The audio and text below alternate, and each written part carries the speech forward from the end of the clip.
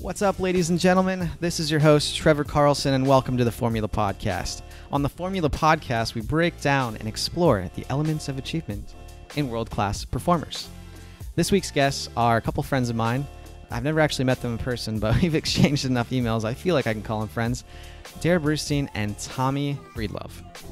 On this week's episode, we really dive into what does lifestyle design mean? How do you go about that? They suggest starting out with questioning the norms. When do you sometimes have to do things that aren't a hell yes for you? How do you create boundaries? We dive into all kinds of awesome stuff, just really focusing on the aspect of lifestyle design. I feel like that I can take a lot of different things here, like what does success mean for me? How do I take care of myself? How do I prioritize, my own personal, mental, and physical health? These types of tips from this episode, and I'm sure that there's going to be some really good stuff in here too that you can also apply, to designing your optimal life. Let's get this show started and hand it off to Tommy and Darrah.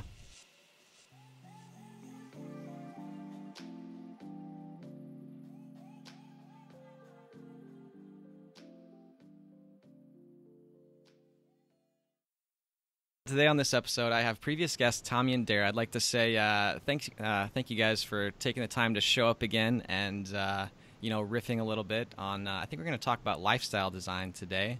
So Darrah, if you wouldn't mind kicking this thing off and telling me what lifestyle design means to you. Thanks, Trevor, and hey, Tommy. So good to be here.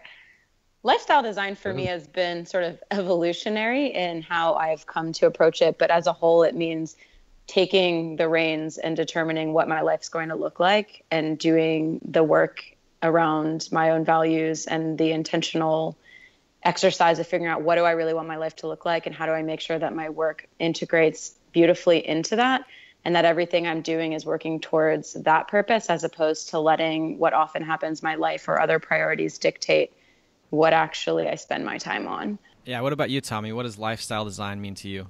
I thought Darrah's answer was amazing. But what's interesting about, I'll start by saying this. When I talk about lifestyle design, I spent 20 years in the financial consulting world and felt like I had zero lifestyle design. I felt like my entire life was managed by other people, and out of that fear mindset and that whole next big deal, next deadline, et cetera, et cetera. And when I turned around and looked at my life, we calculated at one time that if you took the 80 or 90 hour weeks that I was working, there was 10 years of my life that I was working 60 or 70 hours straight, if you kind of divide it in half over lifestyle design. So it's been evolutionary for me too. Part of the reason I left was to get control of my life and to live my value systems. And I think, Trevor, you and I have talked about this. And I think, Darrah, you've talked about this. There's a lot of different people who say it different ways. I think now in all decisions, whether it's business, friendships, family, where I go, who I spend time with, what trips I take, I think it's all about, again, like Darrah said, your value systems, but also in every choice that you make. Is it a hell yes? And if it's that, then do it. If it's that person, then do it. But if it's not a hell yes, then it's a no. Don't do that. So that's a little bit of addition to what Darrah had to say. But yeah, it's been an evolution for me, and it's been an amazing journey over the last 7 years. Tommy, are there times when, even though it's not a hell yes, you feel like you have to do it? Or what? I guess when I'm thinking about some situations that pop up there, I'm like, man, this isn't a hell yes for me, but I feel like I need to do this. Do those situations come up for you? And if so, how do you deal with them? They do come up for me even today, especially, I got to say it, around family. But what I do now is I slowly, especially when it's old friendships that I think just need to dwindle and die. Not that I don't love these people or have compassion for these people. It's just we're evolving in different directions. And so there's these long-term friendships that I have and other business acquaintances that I have that I don't want to be cold or non-compassionate. But I let it slowly. I don't see them as much as I used to. It's more limited time. And then eventually those relationships and or those interactions happen less and less. Because as we continue to do this work and evolve in life, more and more people of like mind kind of attract to you. And so I really don't want to spend my time with folks who spend a lot of time in that judgment, talk about politics nonstop, us versus them nonstop. I just can't do all that because I can only control what I control and affect what I can affect. And I want to be positive to each person I interact with. And if I feel like someone's draining me in life, I have to almost be dogmatic about it. So the answer to that, Trevor, is yes, I still have those interactions, but I would say they're getting less and less as I really dwindle them down over life.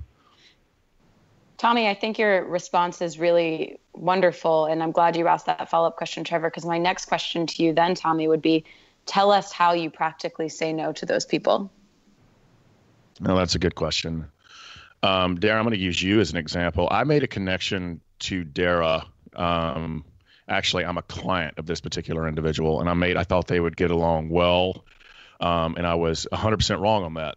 And so during that coffee meeting, Darrah, I don't know how long it was, and maybe you can answer, and then I'll answer your question first, is during that meeting, I've got to tell you guys something funny here in a minute that I totally screwed up on recently.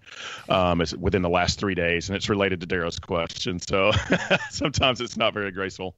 But within that meeting, Darrah, I think you called me afterward and you're like, look, I don't know why you thought this was a good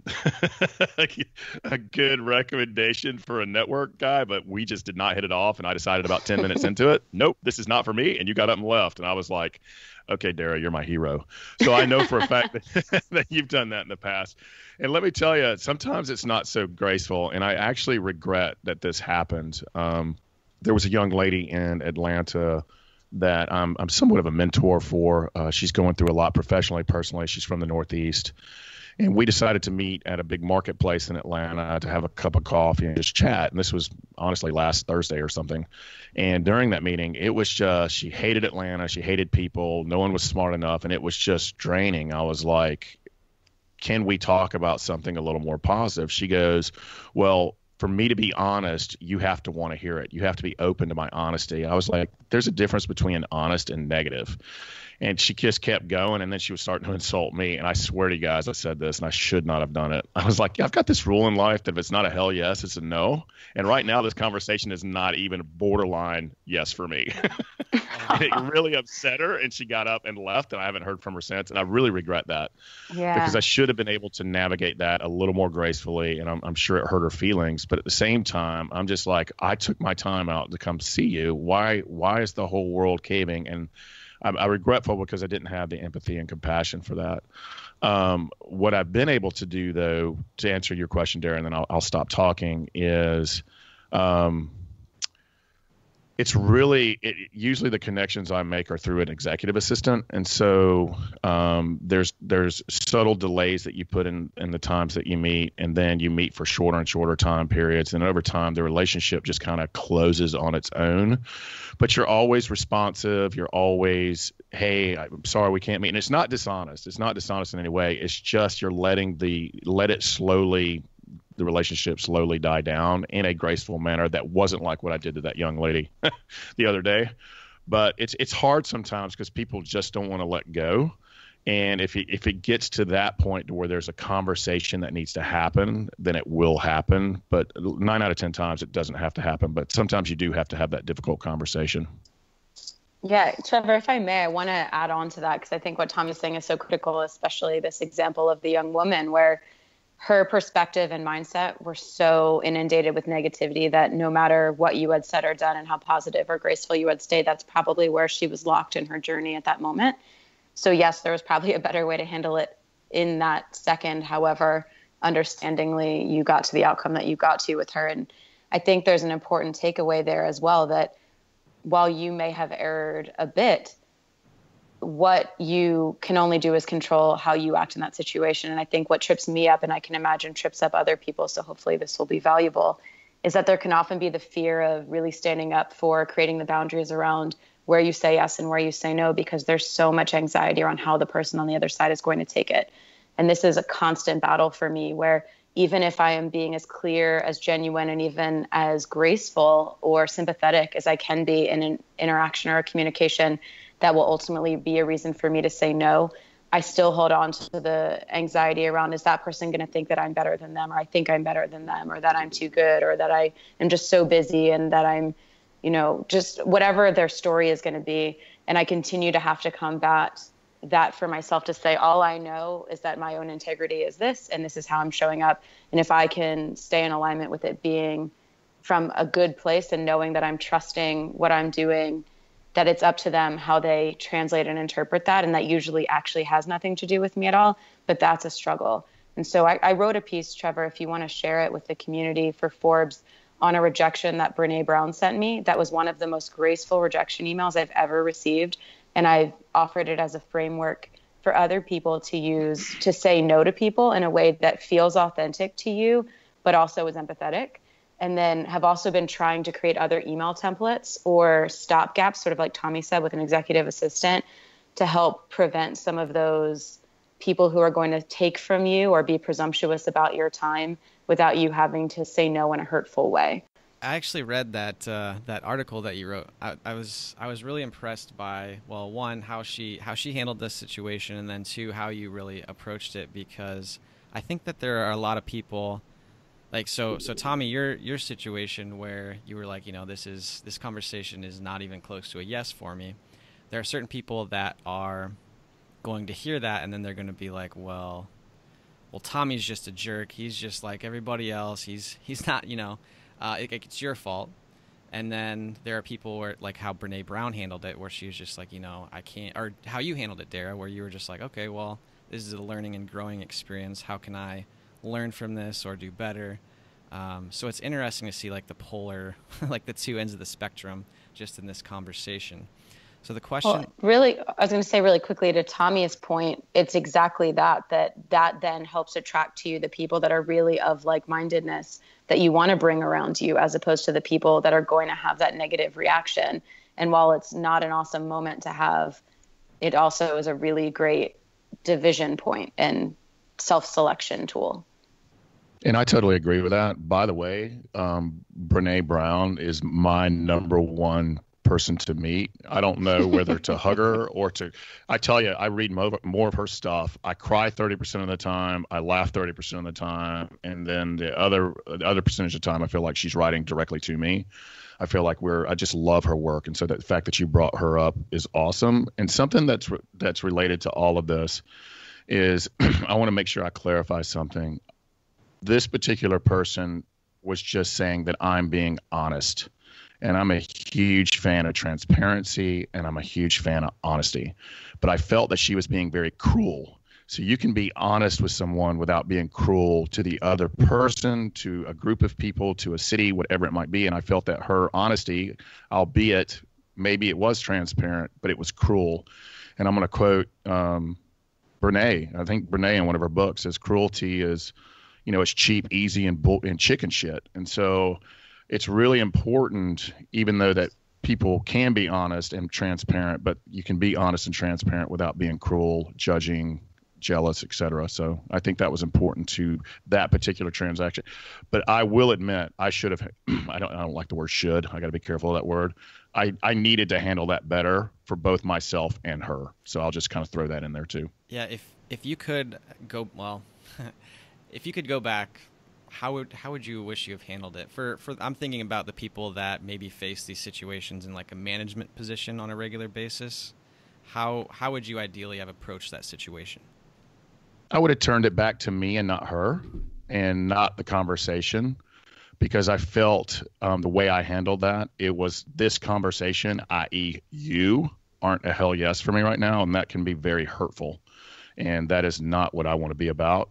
I needed to turn it back toward me and know that I had a very tough week, business-wise, personal-wise, and maybe I wasn't in the best space. And I could have said, I'm being very careful not to say her name, that right now, because of the week I've had and where I'm at, I need a little bit more time, empathy, compassion. And I feel right now this conversation will lead me, Tommy, to a place both emotionally and mentally that I don't want to be at. So can we either shift the conversation to help me, or is it okay if we postpone this to where I'm in a better state of mind to have this conversation with you? Whether or not that actual conversation would ever happen again, I needed to turn it back to me and be honest with my feelings, my emotional and mental well-being, and not make it about her, the conversation. That's what I would have done better. Yeah, I think that's a really good approach to it, and I'm guilty. I'm sure everybody else listening to this is guilty too. Of when you have those days where things are not exactly, things haven't gone smoothly recently, or you're just tired or whatever, and maybe you don't handle a situation as well as you would have liked to ideally. So I don't think anybody can really blame you for like not taking a step back and handling it the best in the ideal way. My question I have for both you and Darrah, if you want to take this one first, is I want to ask where, like, okay, when you're dealing with these interactions on a regular basis, or let's say you're dealing with someone at work, maybe a boss that has this type of attitude, or a negative attitude, or is always in the whole, like, they're very cruel or angry, or they're always pointing fingers. How do you approach those situations from a positive mindset, from a like, I want to say like an adult, but I don't think that's the right term. Do you guys follow where I'm going with this? Are you asking how do you handle with compassion or empathy someone who's coming at you negatively? Yes. Great. Yeah. Can I just I'm just going to rephrase that question like that, and then Yeah. I'll cut out my ramblings, but Sure. I think the ramblings were awesome, dude. Oh, well, maybe I'll just leave them. Yeah, actually, you know what? Let's just roll with it. We'll just go with it, because I think that the more authentic that it sounds, the better. So, Right. So Darrah, would you like to take first swing at that question? Sure. So I think a little bit of this we touched on with Tommy's last situation that he laid out, and it's exactly that I'm not going to be perfect in every situation, and there's a lot of times that it might trigger in me a negative response, and I might not be able to show up in the empathetic or compassionate way that I'd hope to. However, I think a lot of it is just me doing the self-care work on myself, so that whatever situation I face during the day, I can hopefully have a little bit of pause in my brain between my instinctive trigger perhaps and then what actually comes out of my mouth. And for me, and I would venture to guess for Tommy, this is the same, knowing him, that meditation is a huge part of that. And if I haven't gotten enough sleep, if I don't feel like hydrated and fed, if I don't feel like I've centered myself for some amount of meditation time that day, it's going to be a lot harder for me to be that person in those situations, especially if they're piling up. But in general, I'd say those are the tools that I use to get me to the frame of mind to be that way. And then usually I'll try to reframe or talk back in a way that, like, if they're saying something negative, I can reframe it in a positive or restructure it. And then, much to Tommy's example of me with his friend that he set me up with to have a meeting that I felt was really not fitting, that at some point or another, you just kind of have to stand up for yourself and not be combative, but simply say, it's been a pleasure, and extract yourself in some way for some reason and keep it moving. I love that answer. And she's spot on. So one of the biggest gifts for me from meditation standpoint is not being reactionary, but being proactive and not reactive, and being able to take that pause so that I don't get to where they're at. So one of the triggers for me from someone who was very much bullied as a young boy, I have to be careful not to become the bully.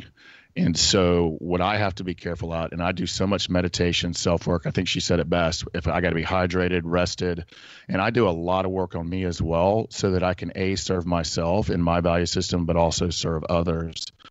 And so I think meditation has just been massive for me in my life, in helping me to be balanced, be present, and not get into a reactionary state. Related to that, though, I do have to set an example. It is all about boundaries. And there are times, and there's got to be a compassionate, graceful way to do this, but there's got to be times that you set pretty stern boundaries. And I'll give you a very, very close to home example. I have a sister that's 10 years older than me, and very recently, our mom is very, very sick, and she is not handling it very well, understandably. I get it. I totally get that. But she got to where she was sending me some pretty atrocious texts late at night.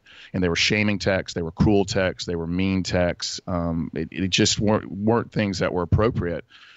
And she was doing it in the mask of text, which people also do in email, which is easier than to be mean to someone face to face. And finally, I had to call her and tell her enough's enough, and let her know that she's not my mom. I'm craving a relationship with my sister. We're both going through the same thing. We're handling it very different ways. But and I'll just use her name, Tracy, I have to tell you that if this continues, I will have to write you off in my life. I can't have you. Because if I allow you to be this abusive to me, then I'm abusing myself. And so I'm not going to allow you to abuse me. I'm not going to allow you to bully me. And I'm sorry, I'm getting real personal here, but this is true. I mean, there are times that you have to call a spade, draw the boundary, say, I love you. I don't want it to happen this way, especially with a family member, but I'm not going to allow you to say these things to me. And she heard it. She understood it. She appreciated where I'm at. And since then, the last 4 months have been amazing. But there are times that you have to draw very strict boundaries, whether it's with your family, whether it's with a significant other, or where it's with business. You can meet them where they're at. You can reframe the question. You can know that they're a human being. And chances are, if they're coming from a place of meanness or cruelty, they're struggling with a lot of things, and who knows what's going on in their life right now. And so you're compassionate and empathetic, but you got to be boundary driven with that. And sometimes you have to be dogmatic and say, no, we're not going to do this anymore. I can't allow you to do this, because eventually you're allowing it to happen. And so I just wanted to personalize that a little bit and add my perspective to it. Yeah, it's really fascinating, Tommy. And I'm sorry to hear you guys are going through that with your mom. Because one, you and I apparently both had this bully tendency and had that ability as kids and had to learn to outgrow that. And then secondly, too, I think when we really boil it down, we're saying a lot of what we learned are exactly what we learned in kindergarten or teach a child, which is like cover these basic human needs so that you're at least in the best state you can be in to enter into a situation, have empathy and compassion. And then if someone's bullying you, stand up to them, because they're going to stop and they're going to back down and they're going to respect you. And that all just continues, but we've just complicated it as we've gotten older. A lot of what I'm hearing from both of you, I have like all these quotes that are coming to mind, and one's from like a friend of mine. I went through like a breakup and a failed venture or project, and like all this stuff within like a short period of time. And I remember I walked into my friend's office. He owns a company here in town, and I sat down. He's like, "Man, you look like shit." I'm like, "Yeah, I feel like shit." He's like, if you take care of yourself, everything else will take care of itself. And I just kind of sat there and I was like, damn, you're right.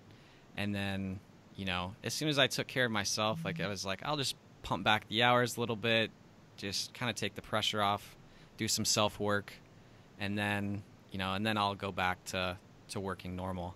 And I can't tell you how much of an impact taking that time and just like focusing on my self-work. Like it was strange. It was like I worked less on like the venture I was working on at that point in time, and I worked more on myself, like just reading, meditating, yoga, acro yoga. I was taking like dance class, improv class, all that stuff. It was like I was working the least amount I'd worked in probably years, but the amount of quality work I was able to produce during that time and immediately after was awesome. So I think that the whole self-work thing is really, really important and shouldn't be understated, especially to anybody out there who's like, well, I worked until 2 a.m. last night and I worked 85 or 100 hours last week. It's like, if you just took a step back, maybe spent 10 of those hours just working on yourself, you'd be surprised how big of an impact it would have on your ability to crank out like high quality work consistently from there on. Would you guys? You're getting me fired up, because this is precisely what I believe about lifestyle design and intention, is that you have to break these status quo norms and question what we are being told, that wearing this badge of 70 to 100-hour weeks and busyness is commendable, and that grind and burnout and hustle and sleep when you're dead are the things that we should all be striving for and hoping to attain. And that just because you fill a lot of hours doesn't mean you're actually being efficient or productive, or that in taking care of yourself that it's selfish and you need to always be considering everyone else.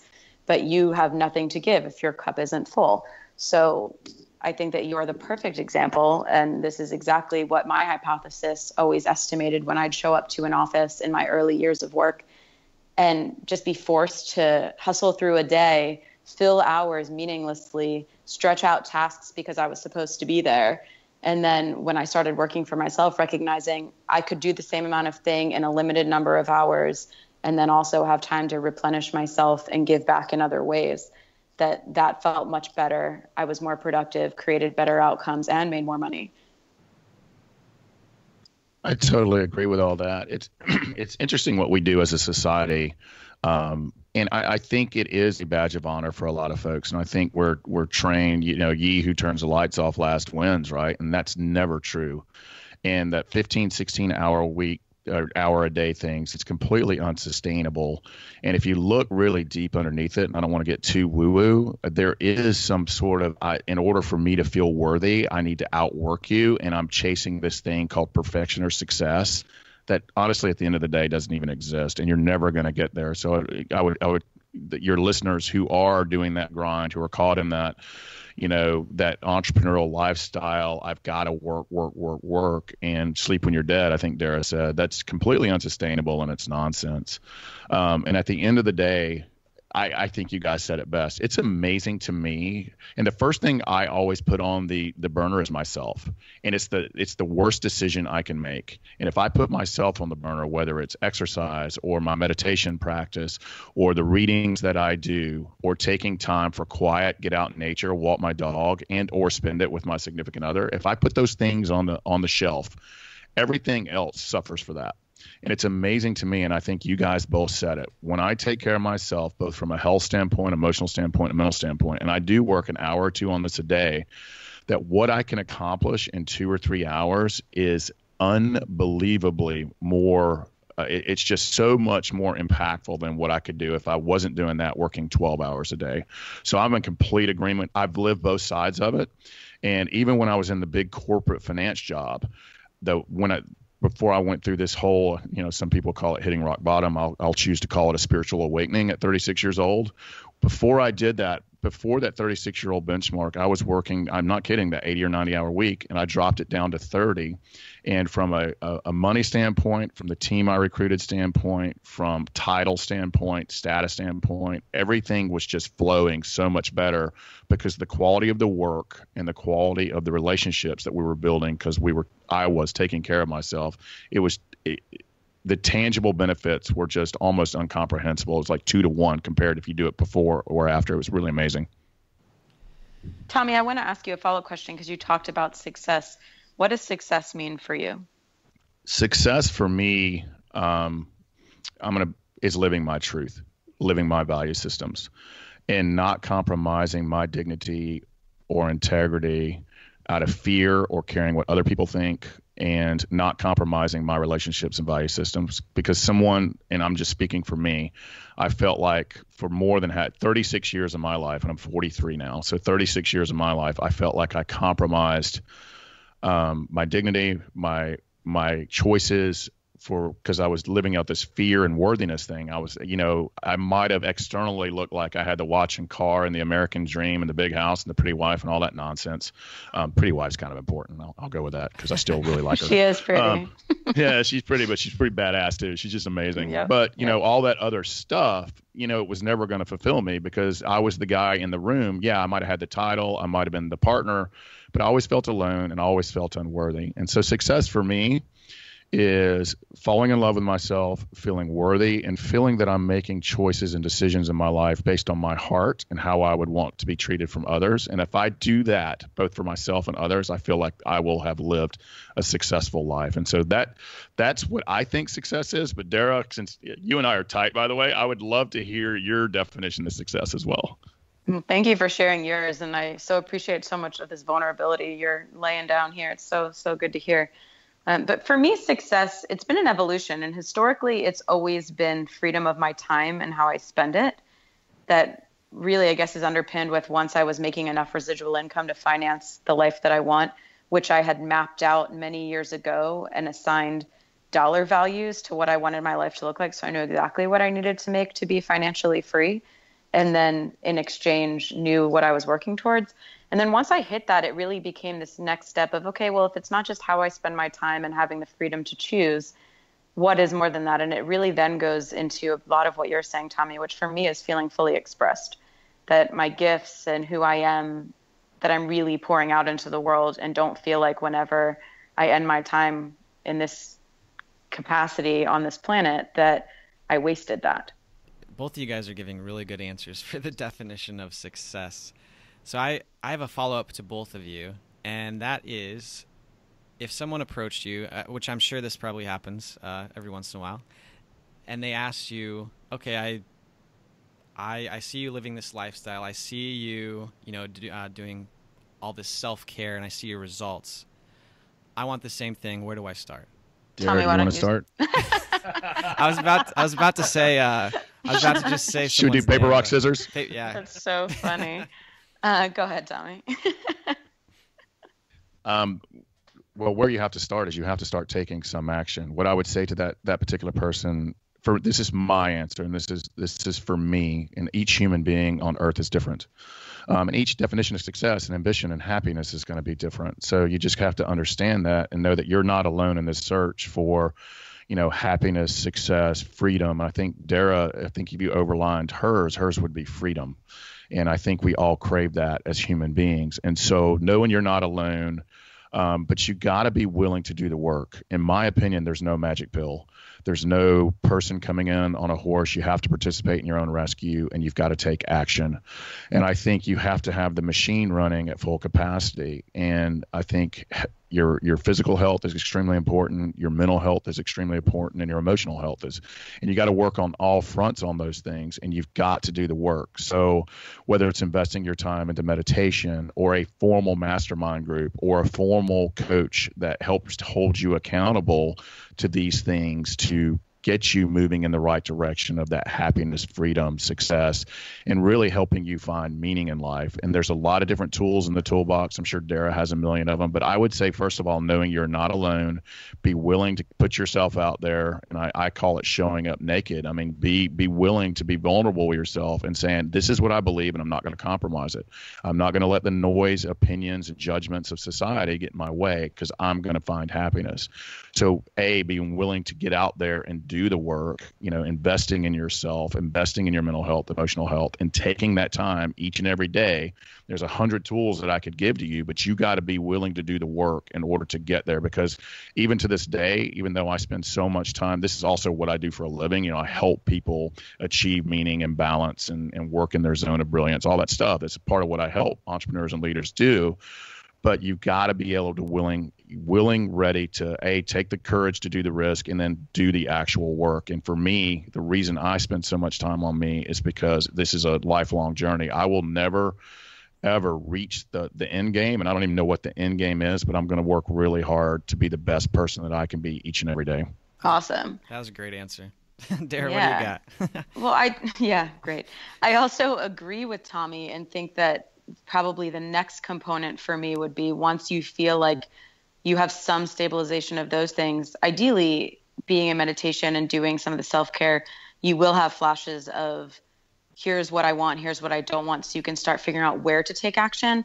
And then Tommy is correct. I do have a lot of tools around how do you do some of this assessment and self-diagnosing to determine, well, how do I want to spend my time if I'm working towards freedom, or how do I even want to get to that freedom state or to my definition of success in and of itself. So I have tools that I've created around questions to ask people in your life to help you determine your path based on how they see you, your strengths, your weaknesses, your just your unique factors, all of these things.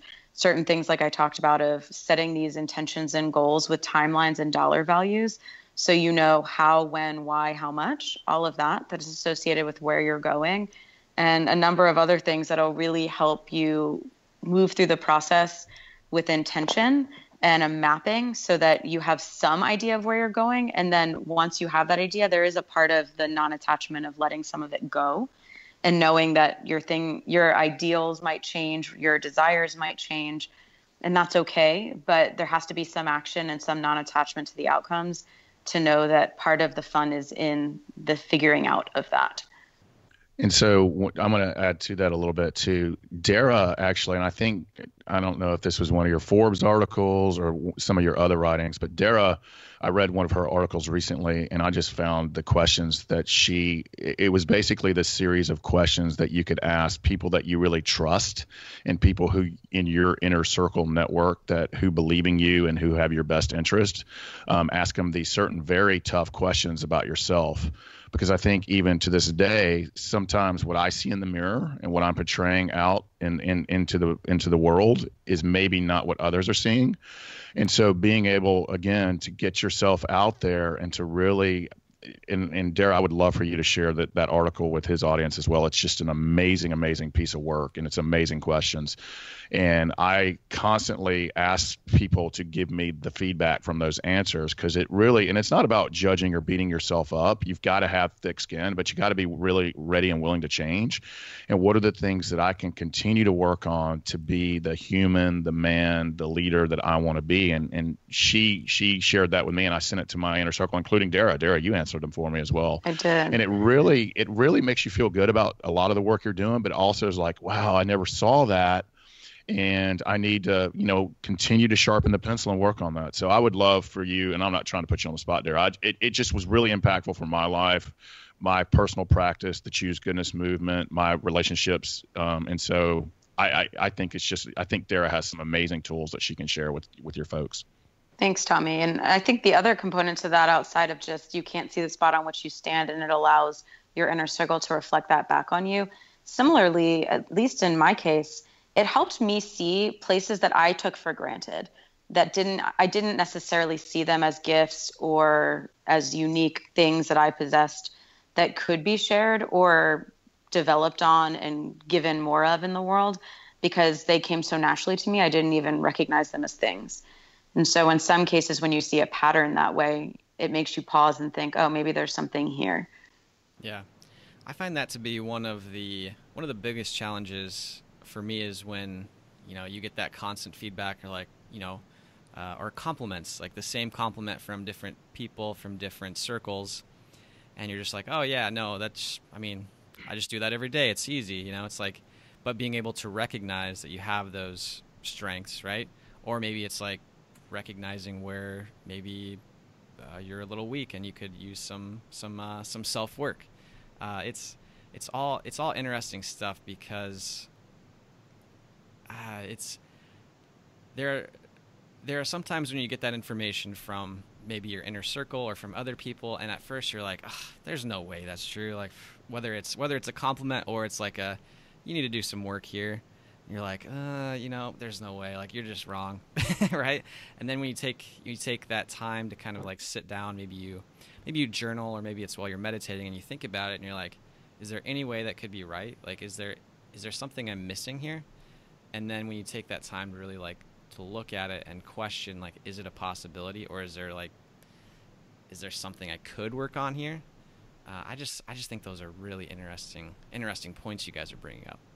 And that's where the work comes in. That's the hardest part of it, Trevor. I think you've hit it on the head, and that's where the self-work of a mental and emotional stability comes in, and meditation and a million other tools is we are our own worst critics. Every human being on earth. I mean, there's a joke that one of my mentors used to tell me is don't make fun of me. That's my job. And so when you get this kind of feedback from people, and you're not doing the inner work, the emotional work, the mental work, and just being able to love and have compassion and respect for yourself as well. When you get certain feedback, especially if it's critical, or not really critical is the wrong word, if it's just meant to be constructive and help you, you've got to know that this person has your best interest and is not trying to get one up on you or judge you, because and you've got to be careful not to judge yourself. And so that's where all of this this whole thing is just one big system, right? One big organism that we call life. It's all got to be working together and in balance. And so that's where you have to do this work that Darrah and I and yourself are talking about in order to get to that place to where you're comfortable putting yourself out there and getting that feedback. Yeah, it's not always easy to get that feedback, but it seems to be like when that feedback, for me at least, I don't know if this is true with the both of you, when the feedback hurts the most or you feel it the most, that's when I tend to find out that it's like, it's true. Like, or there's some truth to it and I know it's true, but it's like that initial reaction is like, oh, no way. And then you're like, oh, wait a minute. Totally. Darn it. That's where I got to go. I got to dig in deep there. Here we go again. Yeah, Right. Totally, man. Totally. I love it. Yeah. So one of the things that we were talking about before we jumped onto the call was your guys' network, or as you guys call it, your brain trust. Do one of you two want to tell me how you formed your brain trust and, some of the benefits that you've seen coming from having such a strong one where you guys are located in Atlanta? Sure. So for me, my brain trust, so to speak, is just a loose term for the people that are in my life that I spend the most time with. It's not formal. It's not, delineated in any way. And it's been completely a mutable process. It's been changing over time, whereby, no matter where you are in your life, you have some sort of network or community. And as I got older, and perhaps I'd say maybe my mid to late 20s, I started recognizing that I didn't have enough people in my life who were living and going through the same path that I was dreaming to create. And instead I was, surrounded by people who were lovely and wonderful, but they were living very different lives. And I needed to find them. And so I set out on a very intentional journey to find communities or individuals who were creating lives of their own design and who were doing that with intention and like-mindedness. And I could walk alongside or even watch them light years beyond in the journey. So they could either be a peer or an aspirational peer. And when I set that intention out, the floodgates opened, and they weren't all in Atlanta. And that's part of the beauty of the era we live in, where it doesn't quite matter. Part of why I travel as much as I do, which is 60% or so of every month, is because I want to put myself in the places where these people are and keep myself on my toes and constantly be challenging myself, learning and growing.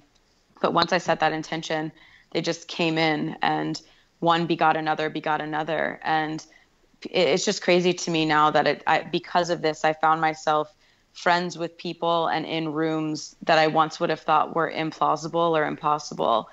And now it's very commonplace. And by doing this, it really does enhance what is possible for you and what you think is a foundational baseline, because everyone else is doing the same thing and they're bringing you along with them and elevating your perspectives and what you can do. You're doing it together. So it's a constant evolution. And I've been grateful to have Tommy here in Atlanta to be one of them. I appreciate that. And I totally agree with all that. And I'm going to maybe throw a little kink in all this, Trevor, is I honestly can't explain it.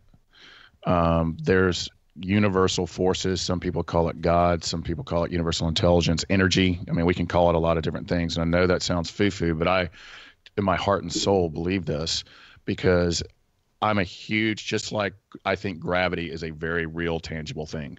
I think the law of attraction is a very real, tangible thing.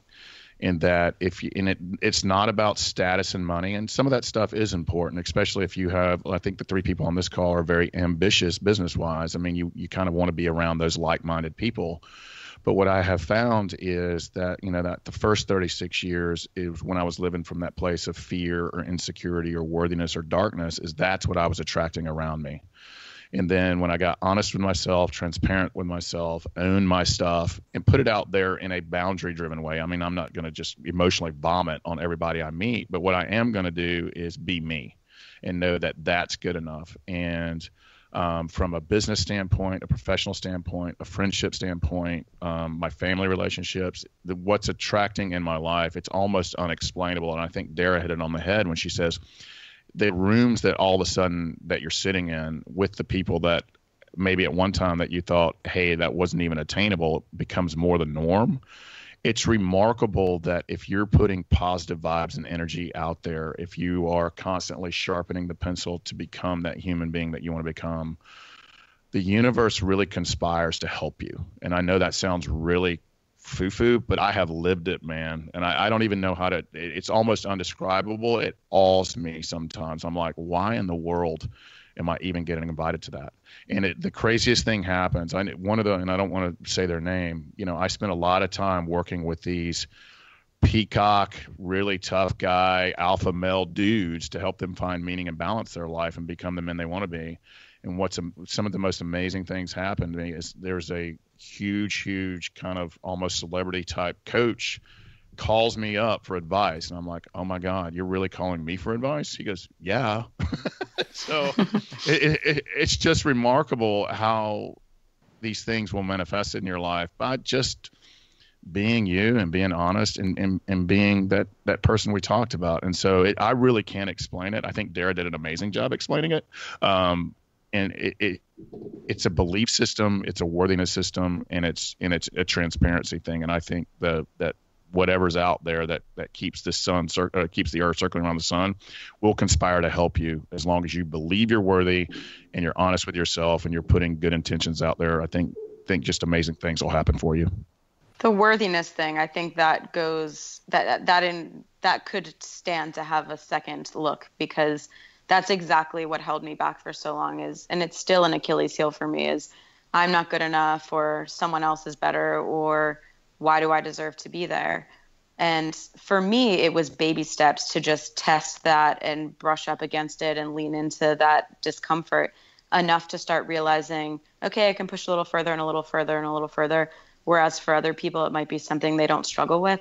But that's exactly it. Like, you have to be your own biggest cheerleader and your own biggest fan. And these opportunities are going to match you where you are. Man, you guys are giving me goosebumps with all this stuff, because Darrah, as you kind of said that about the worthiness thing, and you as well, Tommy.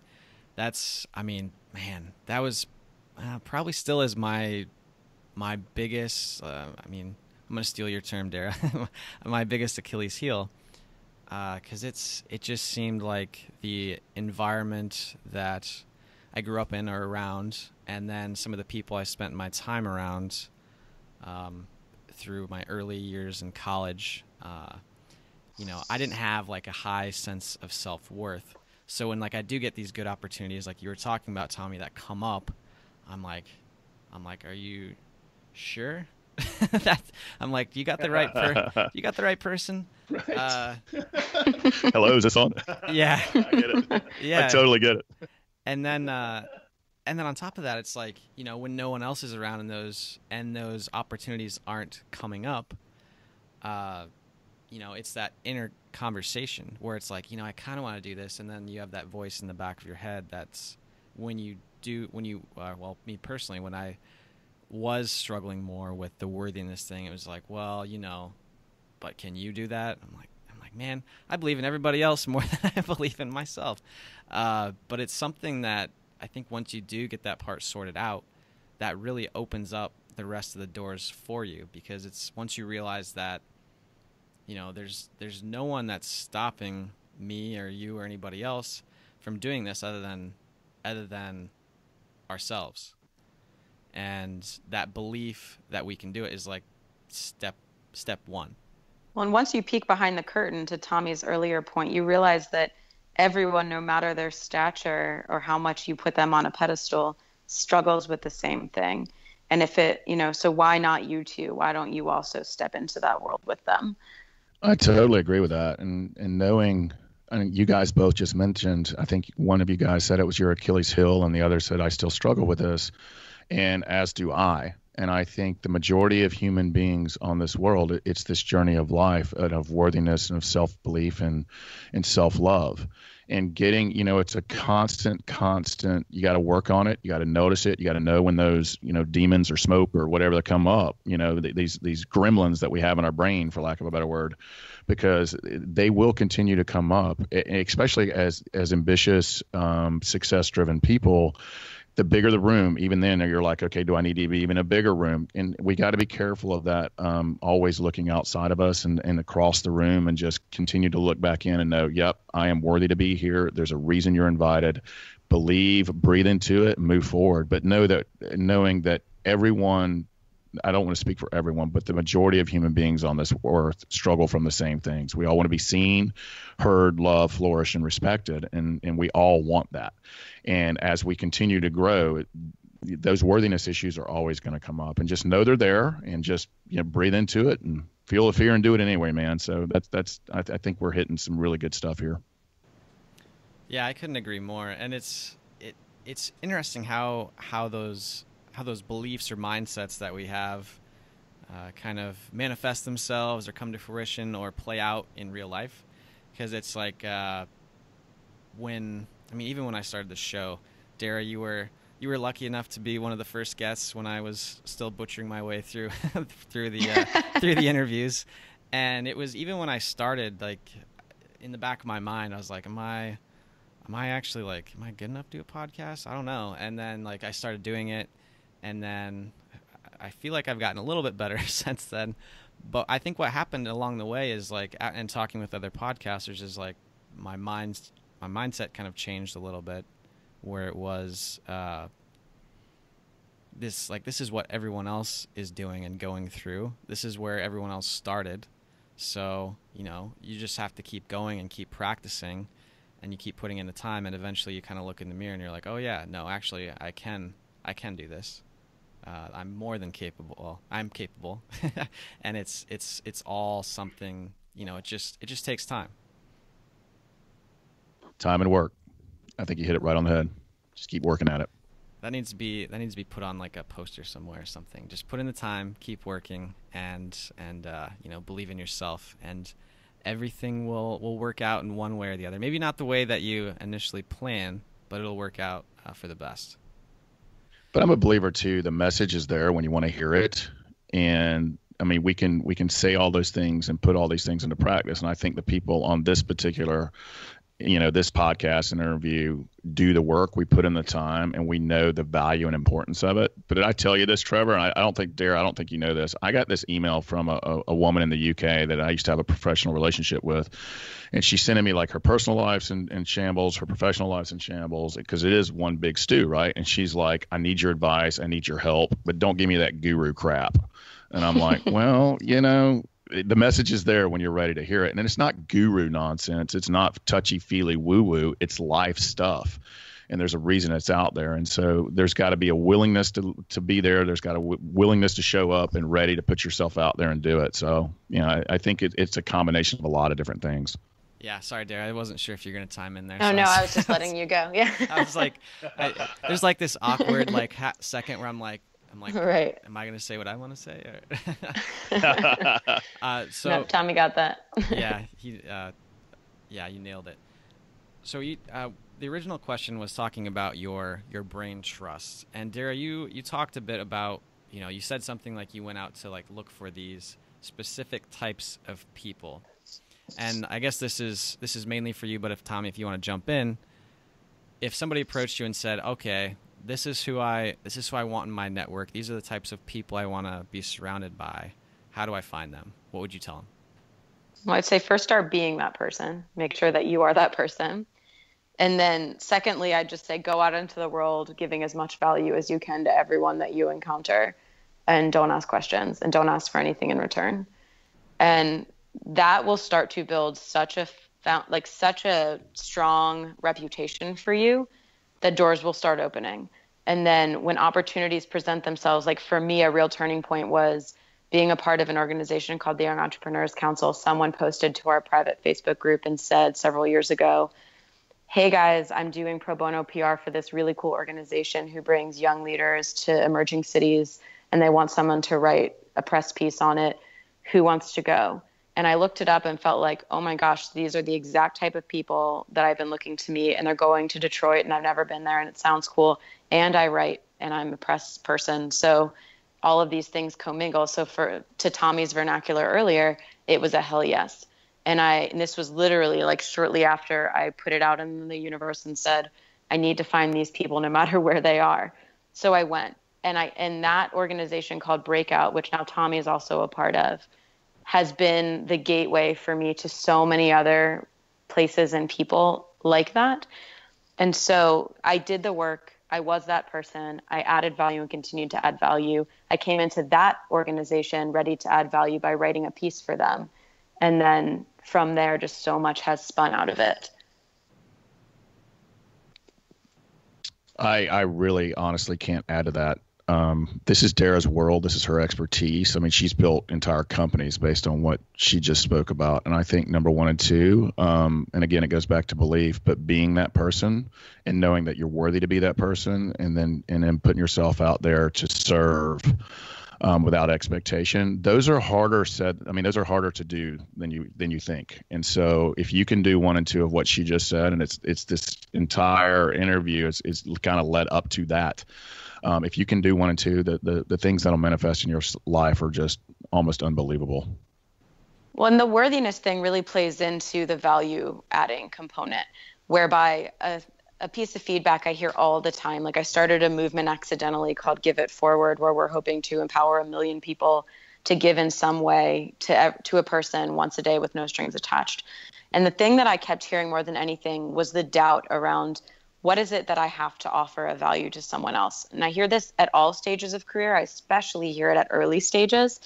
And what we really, I think, take for granted is that we all have a network, we all have experiences, we all have skills. And sometimes our biggest gift to someone is just listening and asking and being that ear for them, because it's not something that people are accustomed to hearing, or just the gift of being that to them and being present in that moment is so big and can really be a game changer for people, even before they might have an ask for you, whether or not you can fulfill on it. So yeah, the worthiness thing is going to underpin all of the stuff that we've talked about. Yeah, I have a mini rant on the giving without expecting anything in return, because it's something that I get asked this all the time, and I'm sure you guys do too, where it's like, well, how did you get that opportunity, or how did you meet that person, or how did you get involved with that, or why are you on that nonprofit board? How can I get on the board? I'm like, well, before the nonprofit existed, I showed up and I helped out. Like, I didn't ask to be on the board. I didn't do anything. The person was my friend. I showed up. He was doing like a special type of Airbnb type of thing where they're growing like fresh food in the lawn, like out in the yard around the house. And when it was still under construction, I went over and helped planted the vegetables, right? Like, just because he needed volunteers. And I was like, yeah, it sounds like a good time. And, I get these questions and I'm like, okay, well, this is what you need to do. And they're like, well, that seems like a lot of work, right? Like, I don't see the point. Like, and this is another one that popped up too. There's this dinner that I'm helping put together, and I've arranged some like live music, and I approached my friend and I was like, hey, I know you just started playing gigs. We're having like a small thing there. There's going to be this person there that they book like house concerts around the Midwest. Like, this doesn't pay anything, but if they think that you do a really good job, there could be big opportunities down in the future. I mean, it's like 15 people. Would you want to come have dinner and maybe play a couple songs? And they're like, well, I need to get paid if I'm going to show up. I'm like, okay, so you haven't played any gigs. You are playing a couple gigs here and there. You haven't really got paid yet. And I'm putting an opportunity in front of you to like impress on someone that could open up way more doors than I ever could. And you're telling me that you are saying no because you want like $50 or $100 or something like that. Like, I can understand the starving artist thing, but I'm just like, man, like, you got to think long term a little bit. Yeah. Anyways, my mini rant's over. So. Yeah, I mean, that's a whole other conversation potentially around how you value yourself and your time, and when you do things for free and when you don't. And I don't even think we have time to go into all of that today, but there's a whole conversation that can be had there too. And a very, very important one. Yeah, and don't get me wrong, I'm not saying that if you're an artist you should give your stuff away for free. I'm thinking about, like, if there's a goal or a specific thing that you want to have, don't be afraid to like put yourself out there and to give a little bit and just have faith that it will come back around to help you out in the future. Totally Absolutely. agree with that. Totally agree with that. Yeah. So you guys mentioned something a little bit in the lead up conversation to the interview, and I don't know where it's going to go, but I just wanted to put it out there because you guys sounded like you had a lot of previous conversations on this. But relationships. You're like, I'm just gonna leave that right there. Yeah, Oh, I'm just gonna tee it up and let you guys go wherever you may. I'll start it. What I think makes, and it's so interesting how Darrah and I met, and where this relationship with her and me has just evolved to where we'll have these walking meetings, or we'll just meet for a glass of wine or have a phone conversation, and where what started as just a simple network connection has been born into what I believe is a very fruitful friendship and relationship, to where I feel when I talk to her about my intimate relationships, my relationship with my wife, or my relationship with a very close friend, or something that I'm struggling with, I think, Darrah, and I will say this about you: you show up, you listen, and you give non-judgmental advice. And sometimes that advice is tough. And to have people that you can lean on to talk about some of your boundary-driven, intimate discussions about relationships. And relationships are tough. They're work. Love is tough. What does love even mean? We have these society rules and boundaries and what we think is rights and wrongs and shouldas, couldas, wouldas. And to be able to have those conversations, even if you don't agree or you agree to disagree or whatever that might be, to be able to have those with the people that you can trust and people who have your best interest in heart and who are not there to judge you for whatever you might be talking about. I think it's super important, without going into the details of our conversations about our particular relationships, past relationships, current relationships, future relationships. But it's really super important to have those people in your life that you can have those conversations with. And so that's how I will lead this discussion off. How about that, Darrah? That was beautiful. And I'm glad you started it. One, because I feel the same way. It's been so interesting to watch a relationship evolve. And it really is the foundation of what I express when I talk about networking and relationship building, that we use this word networking in a way that often feels transactional and tedious, versus I think networking is really just friendships and real relationships that you have in the world and people you really enjoy being around. And they're going to have different colors to them and different amounts of depth or closeness, and sometimes at different points in time. So to Tommy's point, when he and I met from a really pretty practical business networking standpoint, and to where our relationship is evolved, it's because both of us came to the table really open and ready to just let something become what it is. And, there's so much I could talk about relationships. To Tommy's earlier point, this is what I love and live and breathe, is helping give tactical advice on how to be someone who curates and manages a really robust and thriving network that helps you succeed in the way that you define that. And yeah, it's really important to have those people that can be those sounding boards, that are not just yes people, that are not just always making you feel good. Because I think, even in like the significant other situation, we hear that a lot in like wedding vows of, oh, you just make me so happy. And actually, I would venture to guess, I'm not married, but I am in a relationship that is not necessarily a healthy way to look at any type of relationship, that you need to be able to have the hard conversations and do the tough work and not just look for all the highs all the time. And that's really important as well.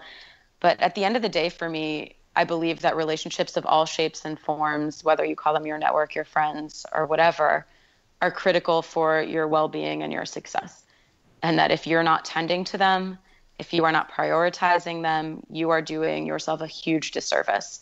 And I think the last thing that I'll say about that is, do not wait until you need something to be looking for relationships in your world, or to be investing in the ones that you already have. It is too late at that point. I think those are all great points, man. We could just have like a highlight reel of great advice coming out of this episode. So I had two things. One was, Tommy, this is a question for you. What makes Darrah such a good listener, and I guess what types of things make her, the way she approaches providing you feedback, so I want to say the word high quality, but that's not high quality. What makes you respect it so much? I will let you take my butchered question and try to make a nice answer out of it. Oh, I totally got it, brother. Two things. Presence. She's there. She's not somewhere else. She's I feel like whether we're walking down a path, and we have this really cool walking area in Atlanta called the Beltline that her and I sometimes take walks on, or we're sitting just on my on the floor of my living room, I feel that Darrah's there. She's in the moment. She's present with me, our relationship, and whatever we're talking about. And I think that's so critically important. She's not planning her next gig, and we're both extremely, extremely busy people, and I know you are as well, Trevor. But when we take the time to spend time with each other or on the phone, I feel like she's always 100% there. And she's with the relationship and our friendship in the moment that she's there. I think the second thing, it's just transparent and honest, even if it's something I don't want to hear. Some of those answers that she gave to those questions, it was very honest, and I know that I'm going to get Darrah.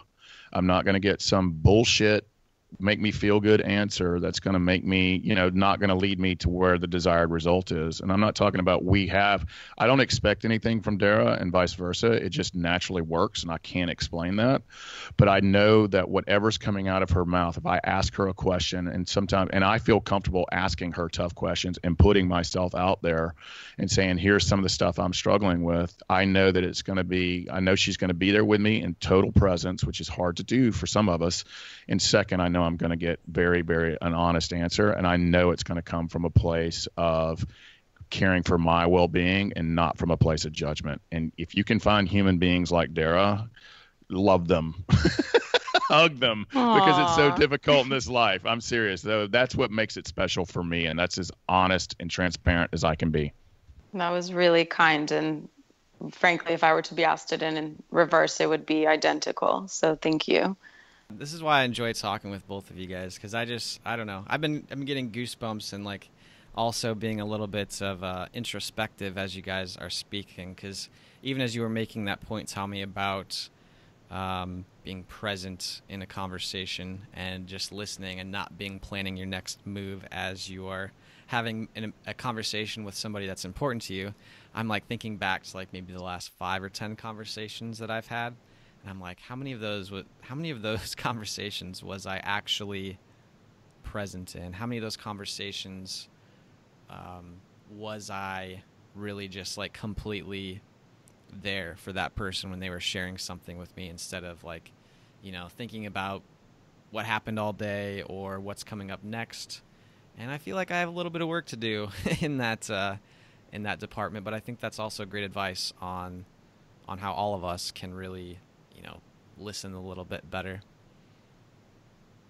I think it'll change your this is not directed toward you, Trevor. I think all of us, and I think it's so critically important in business as well, especially for those of us who sell our brains and our wisdom or our expertise in whatever manner that might be. I think so many times we spend, especially when we're talking to a client or a customer or planning something, or we're constantly, when we're having those business or professional conversations, is we're either thinking about the next most clever thing to say or our next question, instead of just actually being there with that person and listening to what they have to say. I think if you can cultivate that practice, both professionally or personally, it will change your life.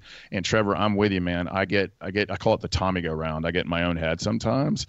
And so to breathe in it, put myself back in the situation and really hear what that human being, regardless of the situation, whether it's professionally or personally, being with that person right there in that moment, I think it could be life changing for a lot of different people. Yeah, absolutely. So I'm feeling like this would probably be a good time to start wrapping up the interview, because I want to respect both of your guys' time today, even though Tommy and I will be chatting more a little bit later. I got one final question for both of you, and that is, what message would you like to leave our audience with today? Darrah, you want to take first at bat for that? Yeah, and I feel like there's so many things, but the first thing that comes to mind really takes us back to the introduction, which is question the norms, design your life with intention, believe that you can do it, surround yourself with the right people to support that, and then craft your career to finance it. I totally agree with that. To add on to that, to a lot of the conversation I think that's outstanding advice. Know that you're not alone. and whatever struggle that you have. And all of us have those insecurities and worthiness issues. Know that you are enough. Stop looking outside and start looking inside. And something a river raft told me, and I think we talked about this on another episode, Trevor, is participate in your own rescue. Is literally put yourself out there, invest in yourself, take time for yourself and your well-being, and everything else will just kind of fall into place. If you can do what Darrah said and know that you're not alone in these thoughts and insecurities that you have, and really participate in your own rescue and invest in yourself, it will pay huge dividends in the future. Well, folks, that's a wrap for this week's show. Big thanks for you to tuning in to this week's episode of The Formula, and a really big thank you to Darrah and Tommy. I really appreciate both of you. And I am really grateful that you took the time to sit down and share your experiences with lifestyle design today. That's all for this week's show, and I look forward to you tuning in next time. This week's episode was sponsored by helixacademy.co, and the music was provided by the artist Moods. If you go into the show notes, you'll find a link to Moods' profile over on Spotify. Click on it and check out some of his other songs. He's got some really awesome beats over there. You're not going to regret it. Thanks, everyone.